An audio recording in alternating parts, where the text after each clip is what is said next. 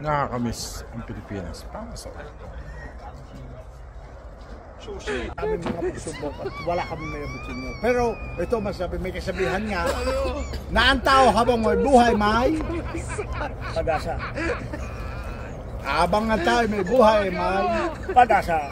Pagsubok. At sa bawat pagsubok na yan, ay yan ang ating kailangan.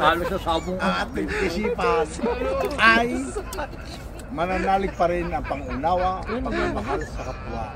Dahil ang tao nga habang may buhay ay may pagsubok. Pag-ibig. Ang tao ay habang may buhay ay may pagsubok.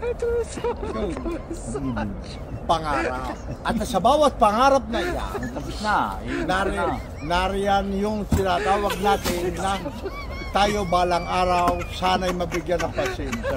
Kaya nga may tao ay may